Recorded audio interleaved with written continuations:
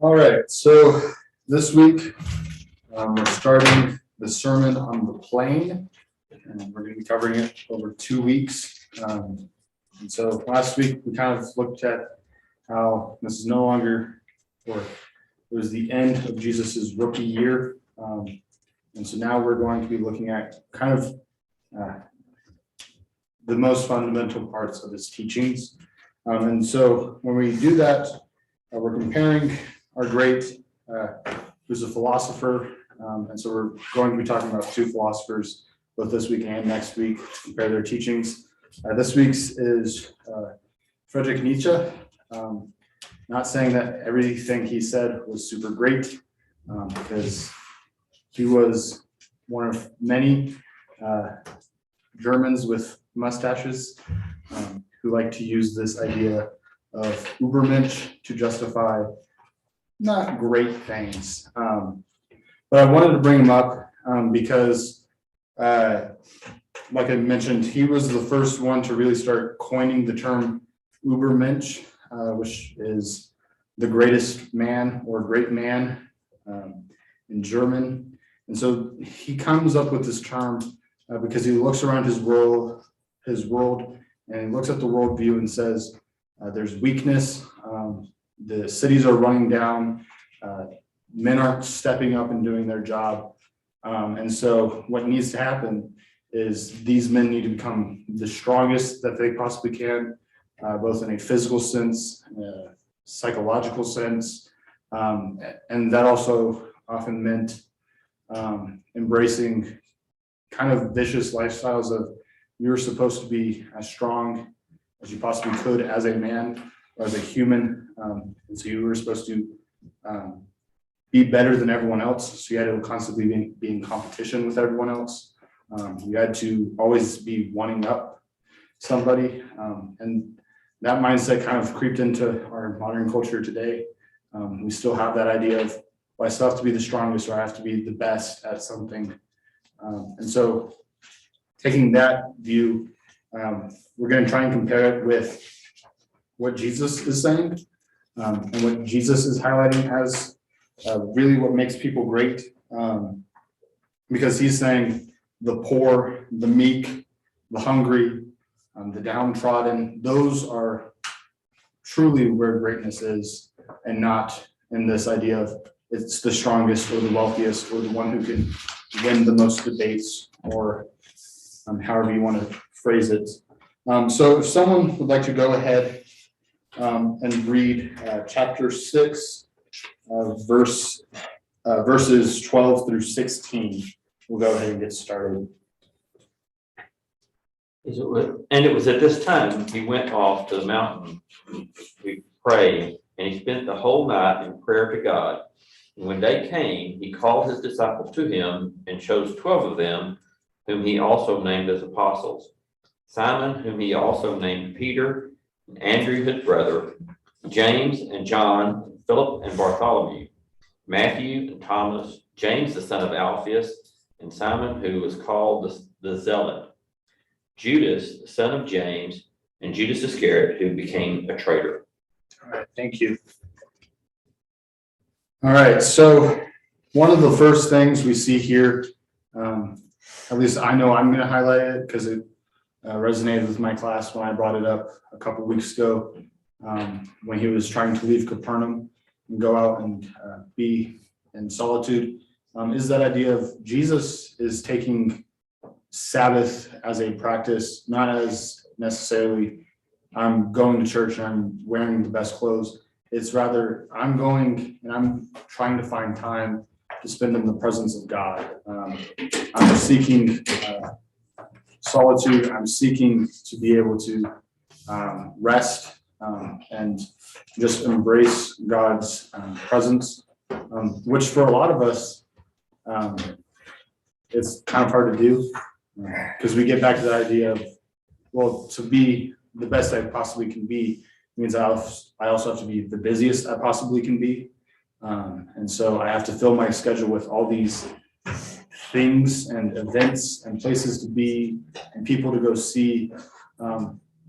but that's not necessarily the most fruitful way to go about our lives. Because, or at least Jesus seems to highlight that of you could be the Son of God and you still need to have time to rest. You still need time to be in the presence of God and be in prayer. But beyond that, it is worth noting, right here's where Luke, he's kind of already introduced us to some of the apostles, with Peter, Andrew, James, and John, and then Matthew, who we called Levi last week. But this week, we get the whole list of the 12. And for some of them, that's all they get, is they get to show up here, and they don't show up again in the Gospel of Luke. It's kind of just one of those interesting things of Luke kind of had his favorite stories, or I guess whoever he was listening to when he was writing had their favorite stories of the apostles, and that was passed on. But so some of them we don't know a whole lot about just in general. One of the things that in my studies for last week's lesson that kind of caught my attention that I hadn't really noticed before is, and here it talks about James, the son of Alphaeus. Well, Matthew was the son of Alphaeus, and I think that shows up in Mark, might be in Matthew as well. But and the author that I was reading was saying that they were brothers, which would make 3 sets of brothers in the apostles. I found that interesting. If possible, it could be a different Alphaeus. I've heard that, and it's one of those where there's a chance. It's just because it's only Mark and Matthew that refer to him as necessarily the. Well, Matthew would know who the dad was. Well, yeah, of course. But like, it's interesting how Luke and John don't make it sound like they're brothers. Yeah. And so it could be one of those where Alphaeus was a more common name, like John, Yeah. Or Luke or Peter or any of those names are in our culture. But it could also be one of those where they are brothers, but it's one has been. No, the author that I was reading said that they were, if they were probably crossways. Yeah. Matthew's probably, the black sheep of the family, so he's, It would have been, he would have been looked down upon and wouldn't necessarily want to claim. And it also, that same author mentioned that James was probably at one point affiliated with the Zealots. Yeah. We see, who was it? I think I listed it last week. Oh, it's Judas, not Iscariot, as John puts it. He was a zealot, and so Simon is also a zealot, or referred to as a zealot. And that's one of the things that we see is Jesus is calling fishermen, tax collectors, zealots, other disciples who are disciples of John. And Judas is often called a thief. And so if you were trying to put together a roster of these are going to be the 12 best people to deliver my message, or I want them to follow me, I guarantee you most people would not pick these 12. So it's one of those. And, I won't spend too much time on this, but one of the things that I heard, and I don't remember the source of it, but seemed to think that Judas Iscariot was probably the one person in his group that would have been someone that one of the Pharisees would approve of. And then we find out he's a traitor and a thief. So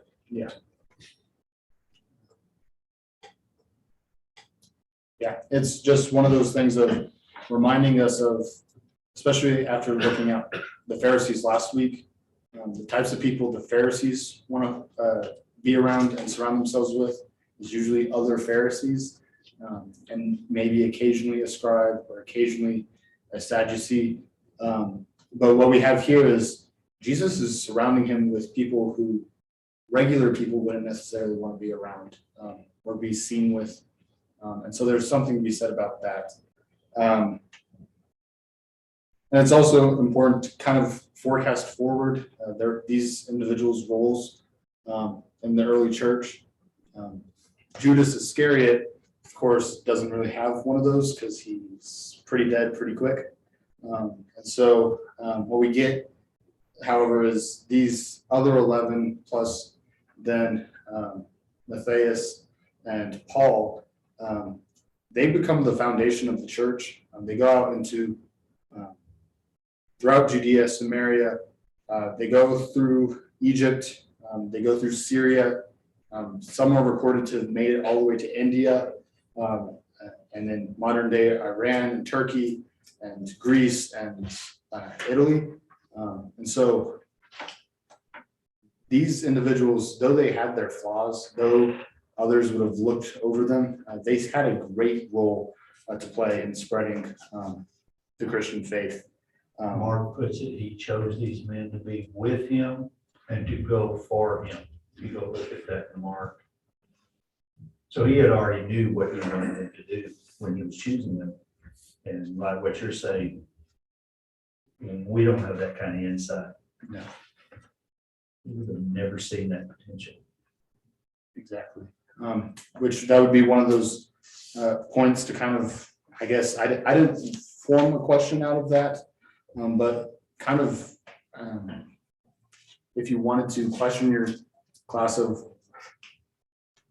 who might we be overlooking their potential because of the things we can't get past, whether it's they smell funny or have a funny smile. Like, are we putting barriers between someone's potential to serve the kingdom because of things we don't necessarily like about who they are?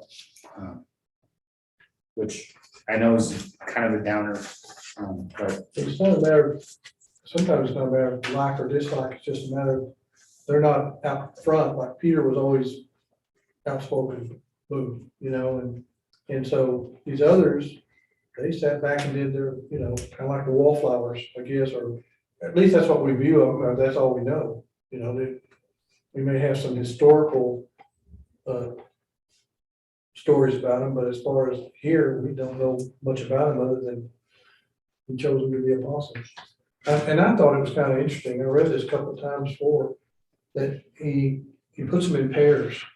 Peter and Andrew, James and John, Philip and Bartholomew, Matthew and Tom. I don't know if that makes any sense, but kind of shows choose your partner. it's So, it's one of those Lucan style moments that when scholars are trying to translate from the Greek, Luke kind of rambles on with his list, which is very bad English. You don't say John and Peter and James and so a lot of it is, some of it's the translators who are necessarily saying, okay, how do I make this list sound better in English instead of saying and 11 times? But some of it is when they do go word for word, there is something to be said about that. And I do think you're right. Here, it's more of implying that he's pairing individuals off, which I don't know if it would necessarily fit as, because the first two pairs, he pairs off brothers. So it may be one of those, he's pairing off them who are, or individuals who are going to be like brothers, or they're going to be the ones who are working closely with one another. I don't know. I wasn't the one who wrote it, so we can only guess. well, one thing we kind of passed this part, but I think it's important. I'm going to bring it out too. That when Jesus went off to the mountain to pray, and he spent the whole night in prayer. And then he comes down and chooses an apostle. So to me, it's, I say evident, but it's, he talked to his God before he made his decision on these important 12 men. Inquired of God before he made this major decision, major choice. I guess while we're backing up to the first part of this passage. And I kind of wanted to mention it, but I also didn't, because I didn't know how much time it would take. But one of those interesting words is, it sounds, or it doesn't sound, it is, as Luke is putting it, Jesus is not being just followed by the 12. At this point, he has a group that is following him. Say what you will about the chosen, but I do kind of enjoy how it's not just the 12 who are following him. There's Mary Magdalene, there's the other women, but we also are seeing just random people who will sometimes follow him for a time and they'll wander off. And so it's that idea of he's preaching and he's doing all this, but it's not just the 12 that are traveling with him. There's others who are involved who are doing the same thing. And it's out of that group of people that these 12 were set apart. But we'll go ahead and move on. If someone would read verses 17 through 19, it'd be much appreciated. Jesus came down with them and stood on a level place, and there was a large crowd of his disciples and a great throng of people from all Judea and Jerusalem and the coastal region of Tyre and Sidon, who had come to hear him and to be healed of their diseases. And those who were troubled with unclean spirits were being cured. And all people were trying to touch him, but power was coming from him and healing them all. All right. So I included a map in our PowerPoint and then also our handout for the notes, just so we can kind of visualize what's going here. And I included one without the circles and all that, and then one with. And what we see is, one, we know he's around the Sea of Galilee. That tradition says that. We also know that he hasn't really left the region of the Sea of Galilee in the chapters prior to. He's been in Gennesaret, Capernaum, Magdala, and so we know he's kind of in that northern part of the Sea of Galilee, which is kind of like a lake. And so you can clearly see that one of these mountains or one of these plains around it, that's where he stood. We just don't know which one because he didn't mark it with a special sign or anything like that. But I wanted to highlight. Jesus was here? He did. No. And even if he would, the Romans were pretty good at destroying that area. But I wanted to highlight not necessarily that these were the only places individuals are coming from, but what Luke is trying to do is trying to show it's coming from the two ends of the Jewish world are coming into Galilee to hear Jesus teach, which we see in the tradition with in the Gospel of John. All the individuals in Judea and Jerusalem would intentionally avoid that blue section of Samaria, so they would often go either all the way out to the coast or cut over the Jordan River and go into the wilderness because they did not want to be near the Samaritans. And so for them to be at this moment shows that there's truly something special that has been shared, and truly something special that they've come to know or to think they've known, and whether it's they think they truly believe that Jesus is here to save and be the Messiah, or they're coming to, we're going to go and try and trap Jesus. Whatever it is, they're showing dedication. And also with Sidon and Tyre, they're kind of coming out of a region that would have been war-torn. Judea was one of the only territories around this transition from Augustus to Tiberius that wasn't embroiled in a civil conflict or where there was an open rebellion. And so again, it's showing that dedication of we're making a great journey to come hear Jesus preach because we have to cross over into different Roman territory and we may be suspected of being insurrectionists because of just where we're from. So I kind of want to include that here. I also wanted to include the note, Matthew's gospel makes it sound like he preached on the mountain, and Luke's makes it sound like he preached in the plain or the valley below. It doesn't really matter. Not meaning that, yeah, we can just throw irrelevant things out in the Bible, but it's one of those, when it comes down to it, to some, you could say, well, this mountain kind of leveled off, so he's technically on a plain or a plateau, but then someone who's maybe further downhill would be like, no, he's still on a mountain, or he's still on a higher place. So it's kind of just one of those moments of perspective. We're seeing two different points maybe, but it also doesn't change what Jesus preached. Whether It should be two different instances. it could be, tradition says that it's probably not, because they build off each other or they share a lot of the same message. But it very easily could be two separate things, because we'll get into it as Luke's list of Beatitudes is much shorter than Matthew's, and Matthew has a lot more sermon illustrations, I guess, than Luke's records. And then Luke records a completely different section that's not included in Matthew.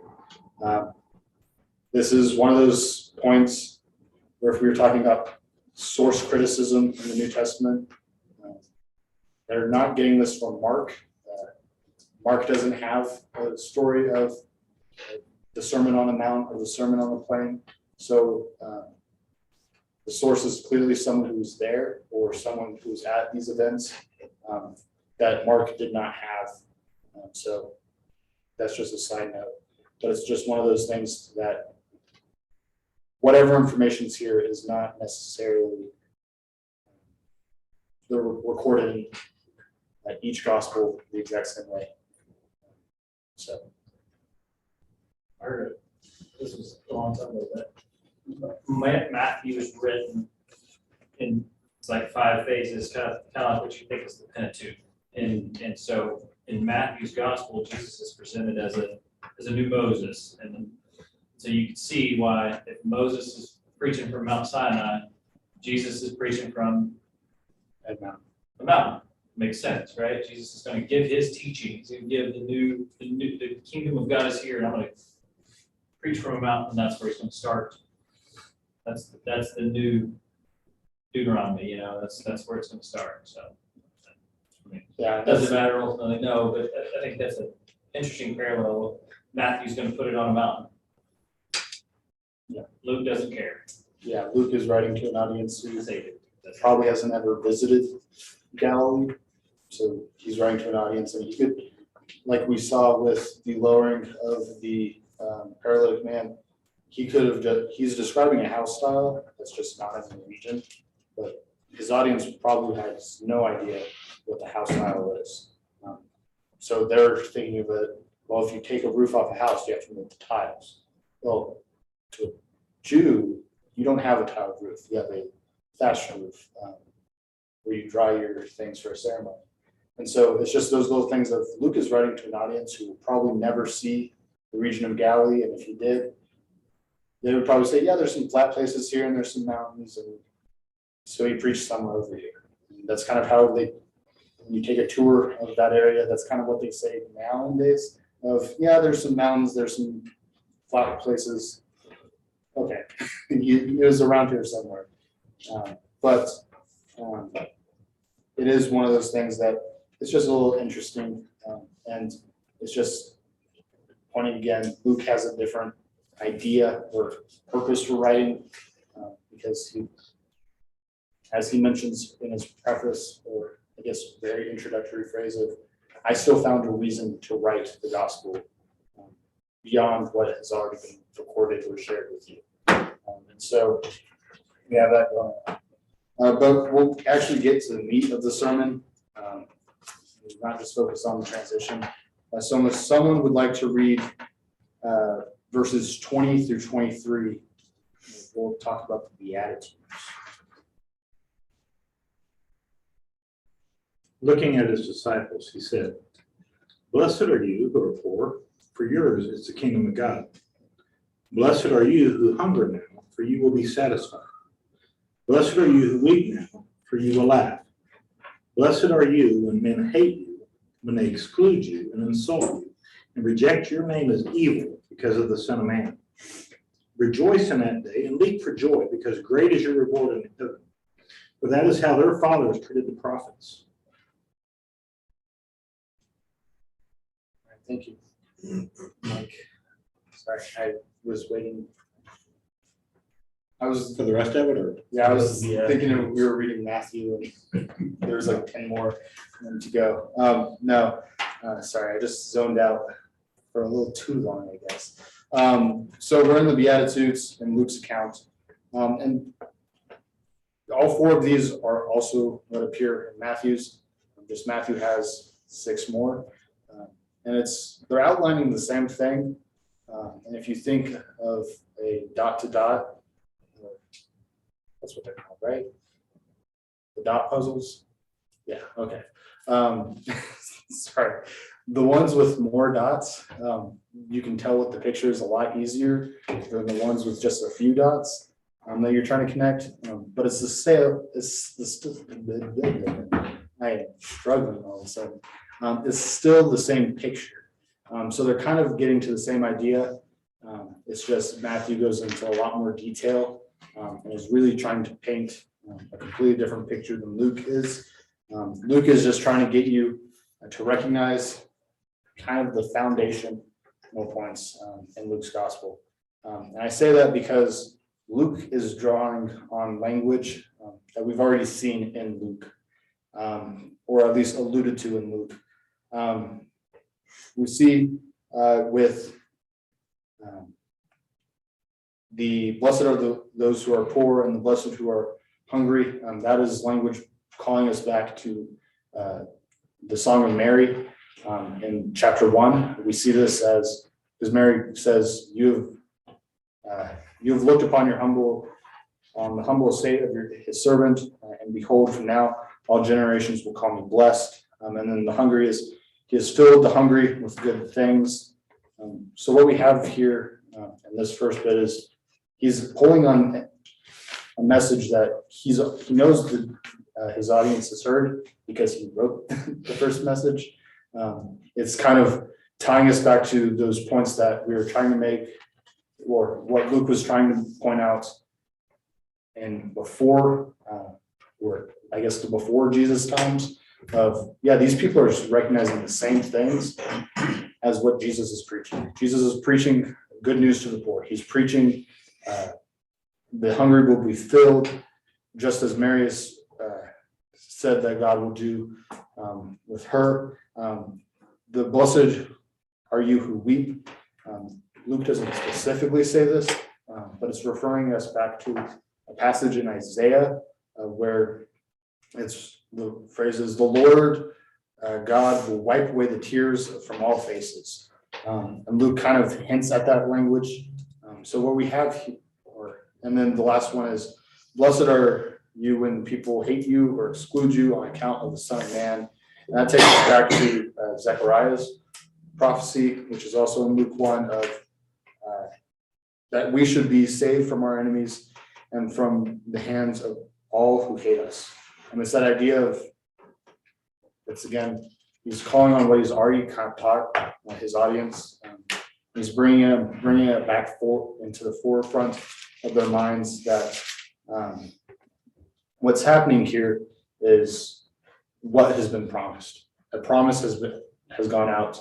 God is fulfilling his promises, and he's doing what he said he would do.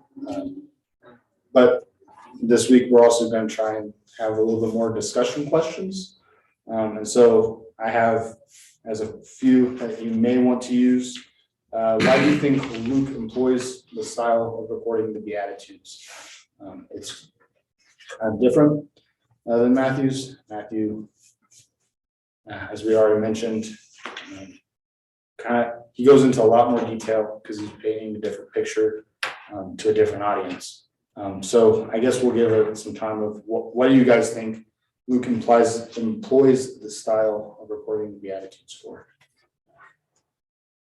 I think there's something in the contrast between what Luke describes in 17 through 19, and then what Jesus says in these opening beatitudes. And by that I mean, these folks seem to be coming to Jesus to escape the very things that he blesses. We want to escape our poverty. We want to escape being hungry. We want to escape those things that are causing us to weep. So what Jesus said must have been, especially the way Luke describes it, which is so stark, it's so simple.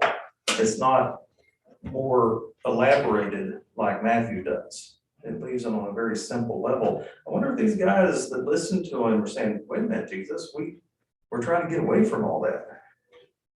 And now you're telling us that we can be blessed in the state that we're in? That's a good point, too. He also has the woes there that Matthew does. Well, and the woes correlate very well with the Beatitudes. Right. And so in my opinion, I don't think when he's talking about being hungry, I don't think it's the same thing that he's saying in Matthew. I think it's about being hungry. Because then later you got those who are well fed will go hungry. And so he's showing this contrast of what we think is blessings here is not you've received your good things already. But it's those struggles that we endure, we're blessed because God loves us, because God is good, despite being hungry or poor. It reminds me of the end of John chapter 9, when the Pharisees get upset because Jesus said, because you claim to see, you're blind. If you'd admitted you were blind, then you'd be able to see. The rich and the well-fed, they don't admit that they have a need. And so they've received their comfort. Where it's those who struggle, who do have this need, Jesus is coming to say, God's got your back. He's going to take care of you, even if it doesn't happen here. Several years ago, I was at the Sunset Workshop, and John W. Smith did a little deal on Beatitudes. And one of the things that just stuck with me in that presentation is he said, and he was basing it on Matthew's account, but he said what Jesus was really saying here, because some translations will use happy, and I think that for sure that's a poor translation. But the context of this is God looks with favor on those who are poor. And it kind of takes, it adds a whole new meaning to what Jesus is saying, is that the ideal of, it's not a blessing to be poor, but God looks with favor on those who are poor. And it's really talking about the poor in spirit. And it really adds focus to why did Jesus pick these 12 guys? Because God looks with favor on them. And God looks with favor on you when you display these characteristics in your life. And that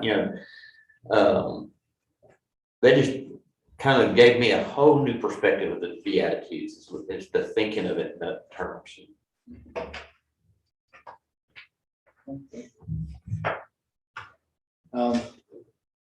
I guess we kind of jumped ahead, so I'll go ahead and read the proclamation of woes, and then we'll continue this conversation. But woe to you who are rich, for you have received consolation. Woe to you who are full now, for you shall be hungry. Woe to you who laugh now, for you shall mourn and weep. Woe to you when all people speak well of you, for their fathers did to the false prophets.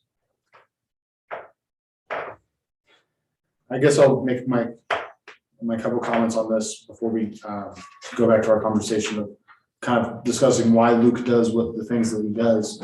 What we have here is Luke is calling on the Old Testament prophets. It's not very, what's the word? It's not like he's quoting the prophets word for word. He's not really even using the same strength of language. But what he is doing is he's creating this image of Jesus as a prophet. He is all the proclamations of woes that he alludes to in Amos and Isaiah and Jeremiah. These are prophets who came before the people right before the collapse, the end of the nation as they knew it, the end of basically the world as they knew it. And what we have here is the same idea of woe to you who are rich. Well, in Amos, it says, those who have found comfort and wealth in Zion, those who feel secure on a mountain in Samaria, the notable men of the nations, it is those who the house of Israel comes. Amos is saying the rich will suffer. They will not be rich for much longer. And it continues on. Isaiah draws this idea of the hungry, aka the servants, the poor, physically, because those who are hungry before God proclaims his justice against the nation of Israel, that role will be reversed. It'll be the wealthy, those who had never struggled, but never really faced tribulations with ever having to worry about where their next meal came from. Those are the individuals who are going to be the ones starving and begging for food. And then we see again, they were kind of your partying crowd, this wealthy elite in Israel and Judah. They were not necessarily known for feeding people or feeding people who were hungry. They fed people who were already full. They were gluttons. They liked drinking, and so when they were doing this partying, they'd be filled with great joy and laughter. But as Isaiah puts it, those people, when the Babylonians came, those are the people that will be weeping and gnashing of teeth, and there will be great pain and breaking of spirit. But to those who are oppressed and who are hungry and would never experience joy, they will experience joy unlike you will. And then it goes on in Jeremiah, he made this kind of comment of the prophets around him prophesying falsely, and the priests rule in their direction, and yet the people loved it to be that way.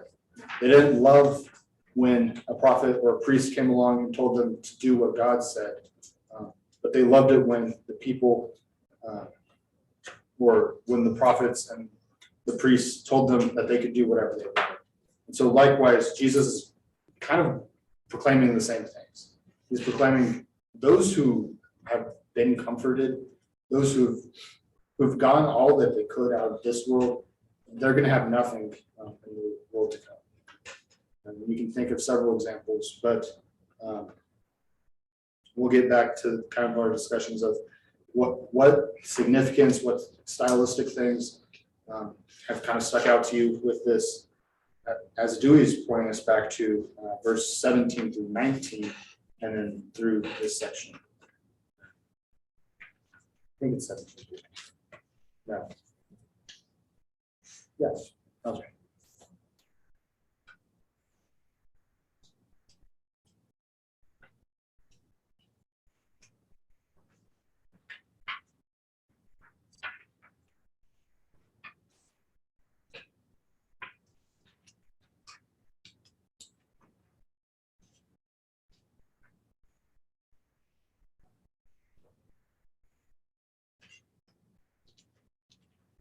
What was the question? I didn't use one that I had written out, but I asked what things kind of stuck out to you in the style or the way Luke puts it. What significance is there of how the Beatitudes and these woes are proclaimed? And then even going back to this people, to 17 through 19 of people are coming to flee suffering. And yet Jesus then follows it up with, blessed are those who do suffer, and then woe to those who have escaped suffering, because their suffering will come. Somewhere along the way, someone taught me that not kind of have these brackets that show that blessed are you who are poor. And then if you go down to the first woe, the woe to you who are rich. And then the second blessed are you who hunger. And the second woe is woe to you who are well fed. So they kind of match. Blessed are you who weep. Woe to you who laugh. Blessed are you when men hate you. Woe to you when all men speak well of you. So I think that's interesting. I'm pretty sure I didn't come up with that. And do we become, monks where we, don't take food, don't laugh, vow silence? I mean, and there's some aspect of that you can see that in Jesus' writings that say, I need to be poor, I need to not laugh. Read literally, I need to make sure that I don't eat too much. And make sure that people don't speak well of me, I guess. I mean, it's hard to do. Don't worry about it, Chase. Don't worry, nobody does. Good, I got that one. All right, I'm well fed. Bergan Got to said, that before. Bergan said something a little while ago that I wrote down. What would it be like to be starving and have to beg for food? I've never had to beg for food. So I don't think Jesus is saying, I want you to be hungry and not eat. I think he's saying, I want you to care for people who are having to beg and try to put yourself in their shoes, in their position, instead of just ignoring them. Not loving them, not caring. There was always this idea that God blesses like he blessed Abraham. If you're wealthy, it's because God has blessed you. If you're poor, God must hate you. And Jesus comes and says, no, if you're poor, if you're hungry, you're blessed. God sees you even in that destitute situation, which is not a message that people believe because they think God is mad at me, God hates me or something, that I'm struggling like this. I shouldn't struggle. I mean, I was thinking about today, I don't know why, but if we had everything we asked for from God, we wouldn't want God. It would say, if you look at this, blessings to those people who are seeking something. Mhm. And woes to the people who think, I've got it all figured out. I don't need anything. And Mike, I think you said that earlier Pharisees didn't recognize a need for God and point to the woes are, you can get really fat and happy pretty quickly and say, I don't need Jesus to come in and wreck what I got going on. And it's pretty easy. Luke chapter 7, I think it's 7. He's talking to him and he said, John came eating and drinking eating and drinking, fasting, and you called him crazy, and I come eating and drinking, you call me a drunkard. We played a dirge for you. It's this how, the whole thing. And it's like, it didn't matter what we did. The point is you didn't want to accept it. There was no, we couldn't have done anything different. And you would have said, that's it. They didn't recognize the need for Jesus. I think one of the interesting contrasts I see between Matthew and Luke's account is if you just look at Luke's account, it seems to be talking more about the physical, where it says, blessed are you who are poor, whereas Matthew says, blessed are the poor in spirit, which really brings more of a focus on the spiritual nature of your poverty. And I think in a sense, that makes more sense to someone who's looking for the spiritual, to how am I blessed if I'm hungry physically? How am I blessed if I'm poor physically? But I can see that connotation on the spiritual side.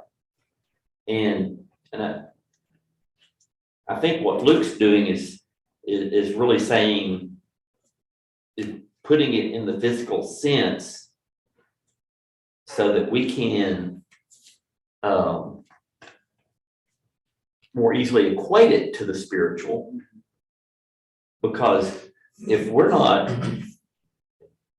don't recognize our spiritual poverty, then why do we need God? Why do we have a feeling of needing God? It's only when we realize that we are not spiritual in and of ourselves. We don't have the capability. We don't have the resources to be spiritual within ourselves. We have to have what Christ gives us. And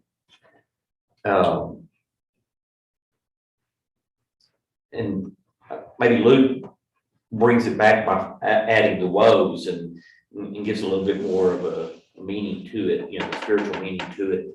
But I think it's important to recognize that, I don't think Jesus is pronouncing a blessing on just not having enough food to eat. I think he's putting it in a mind that says, unless you have the bread of life, if you're lacking that bread of life but you don't realize it, you don't feel the hunger pains, then I'm not going to be able to help you. It's when we are hungering and thirsting for righteousness that God looks with favor upon us. There's a couple of times that Jesus' apostles misread his talking about food. Mm-hmm. Like with the woman at the well. Yeah. And they're like, somebody give him some food or something? What's he talking about? Or whenever they're arguing and he was talking about the yeast of the Pharisees, they're like, he's mad at us because we didn't bring you bread. Yeah. So, there's several times where they think that he's talking about physical food or hunger or whatever. He's focusing more on the spiritual.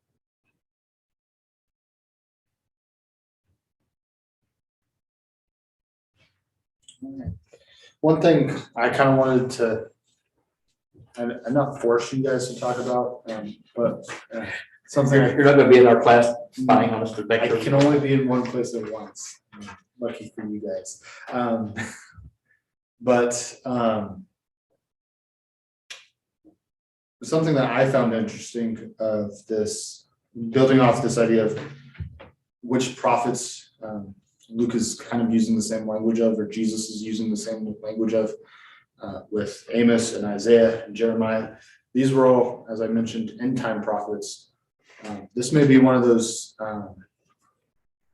examples of, we saw it last week with the old piece of fabric and the new piece of fabric, and then the old wineskins and the new wineskins. This could, at least the argument could be made, Jesus in his proclamation of woes and blessings is proclaiming the end of the old covenant. The world as you know it, individuals who are here, Pharisees, scribes, just random people who walked in off the street, the world as you know it, the way you've come to see the world, it's going to come to an end. No longer will events or I guess the ways that you worship Christ are dependent on a temple. No longer will that be required of sacrifices and repentance by, I guess, offerings, because everything's about to change. There's about to be something great that is going to both come and tear down your worldview in a physical sense, but also in a religious and metaphysical sense of a new covenant is coming, and it's going to be unlike anything you've thought you knew. Well, I guess it is similar to what they already knew because it builds off the old covenant, but it changes their worldview. And so I kind of saw that, and I kind of wanted to bring it out, especially since Luke is writing that weird window of the new covenant is coming into place. And so if whoever was taking Luke in the early days and preaching from it would have said the things that Jesus is proclaiming here, just like the prophets before, when they proclaimed the destruction of Israel and Judah and the Babylonians came, Jesus is proclaiming the same thing as when the temple was destroyed in 70 AD, when by the Romans, when or even further back, when the old covenant, the legalistic view of how we interact with God because of the law, when that all changed because of Christ's crucifixion. And so I think I explained that. Does anyone in a decent way? I don't know if you guys have any thoughts or questions or anything to push back on.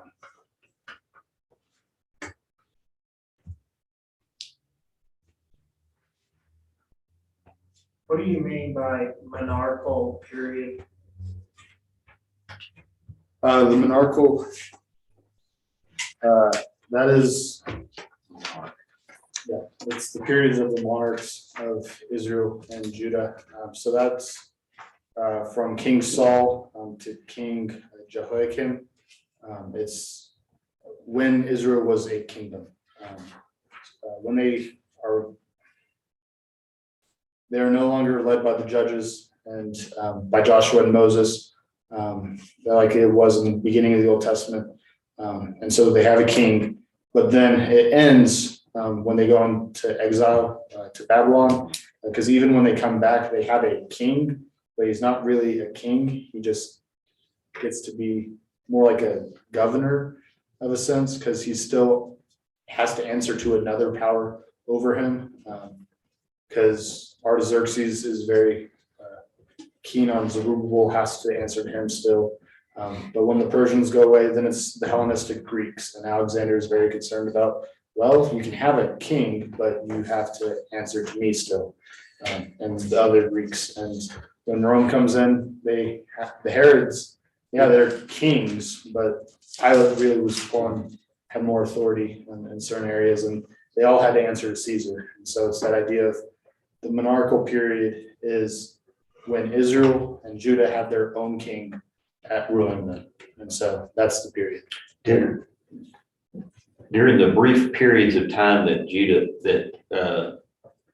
Israel had their freedom between the Babylonian captivity and the time of the Romans, did they have any monarch or king at all? I mean, the Maccabees, were they considered themselves kings in any way, or were they just? They would attempt to. I know they wouldn't. There apparently wasn't any linkage to the Davidic line. And that's kind of how we get the Herodians. Yeah. Is that they've kind of lost track of where the line of David is, because Matthew hadn't written it down yet. Yeah, Matthew hadn't done years worth of research on who is the line of David. But there is a break of, well, when the Persians are beaten back by the Greeks, well, then the Greeks come through Judea. And then when the Greeks are pushed out, well, then because of the revolts, well, then suddenly the Romans come sweeping in. And there's a lot of death. And it gets really difficult to remember whose family is of what, and trying to tie it back. What would end up happening is usually the strongest, the best fighter would be considered a king or a ruler. And so it's. So the only ones that I know of, and I mean, I haven't done a lot of reading on that intertestament period, but the only ones I remember reading about is the Maccabees, and that never really, Yeah, and for them considering themselves kings, they were just kind of the head honchos at the time. yeah, and part of that is their revolt was sort of successful. Yeah. But wasn't successful enough to really start their own government before they were immediately crushed. Yeah. So like, it's, if we're looking at American history, it'd be similar to the Confederacy. Like they pop up for a couple years, you could say Jefferson Davis was the president, but he really didn't govern. It was really just, he was the one who had to answer for what's going on in the war, basically. And they didn't really last long enough to really make an impact. It was long enough to make an impact because we have it recorded in history. It's not something that they're not crowning a king. Okay. Per se. And that's the bell, but our question to leave us with is, and these next couple weeks are going to kind of be downers. Last week was a downer question. This week's going to be a downer question. Next week will be a downer question, because kind of asking us to look negatively on our lives. Because there are some who occasionally will fit into, well, I fit into the blessing part, where I am kind of on the side that needs to hear the woes. But it's, Jesus is proclaiming blessings and woes upon the people in this section of Luke. Is there a specific couplet that you or someone you know fits into? And so they can answer it however they wish. You could also just not ask the question to avoid the awkward conversations. But that's kind of how I'm going to end my class. I invite you to do the same. So that's my lesson. Go and make it your own. Yeah. Thank y'all for being here.